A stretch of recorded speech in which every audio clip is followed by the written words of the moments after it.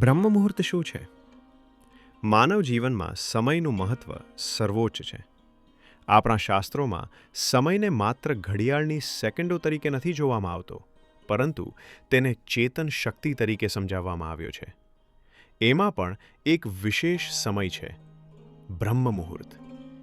બ્રહ્મ મુહૂર્ત એટલે સૂર્યોદય પહેલાંનો સૌથી પવિત્ર, શાંત અને શક્તિશાળી સમય. સામાન્ય રીતે સૂર્યોદયથી આશરે 1 કલાક 36 મિનિટ પહેલાં શરૂ થતો સમય અને 48 મિનિટ સુધી ચાલતો સમય એને બ્રહ્મ મુહૂર્ત કહેવાય છે. ઉદાહરણ તરીકે, જો સૂર્યોદય સવારે 6 વાગે થાય તો બ્રહ્મ મુહૂર્ત લગભગ 4:24થી 5:12 વચ્ચે આવે છે. બ્રહ્મ શબ્દનો અર્થ શું? બ્રહ્મ શબ્દનો અર્થ છે સર્વોચ્ચ ચેતના, પરમ સત્ય, ઈશ્વરીય તત્વ.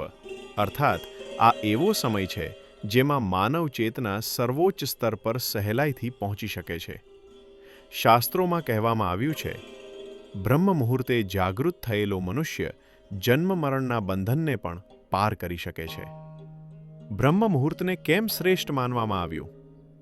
બ્રહ્મ મુહૂર્ત દરમિયાન સમગ્ર પ્રકૃતિ શાંત હોય છે, વાયુમંડળ શુદ્ધ હોય છે, અવાજ પ્રદૂષણ લગભગ શૂન્ય હોય છે, મનમાં વિચારો ઓછા અને સ્પષ્ટ હોય છે, સત્વગુણ પ્રબળ હોય છે.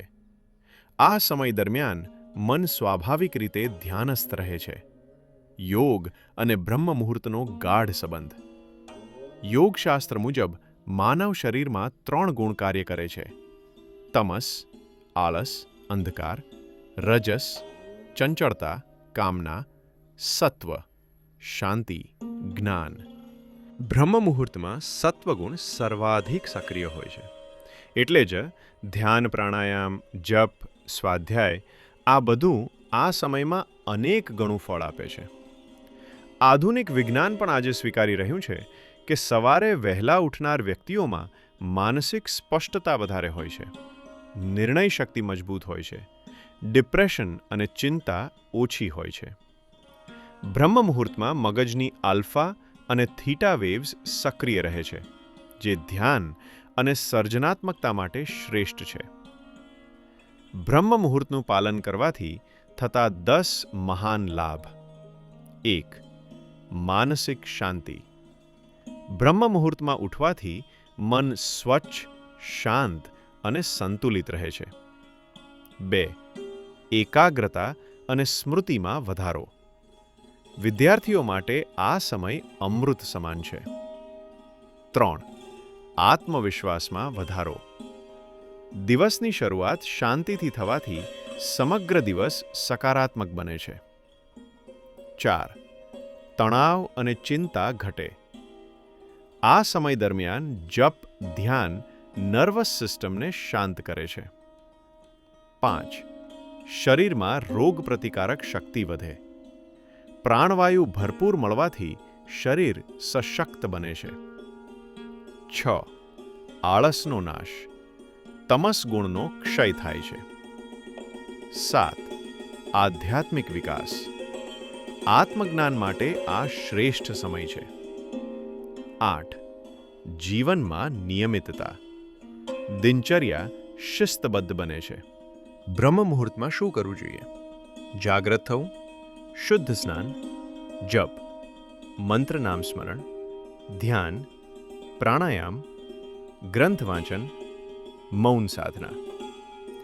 બ્રહ્મ મુહૂર્તમાં શું ન કરવું? ફરી ઊંઘી જવું, મોબાઈલ જોવો, નકારાત્મક વિચારો, વાદ વિવાદ. બ્રહ્મ મુહૂર્ત અને કર્મ સિદ્ધાંત શાસ્ત્ર કહે છે કે બ્રહ્મ મુહૂર્તે કરેલું કર્મ જીવનભર ફળ આપે છે.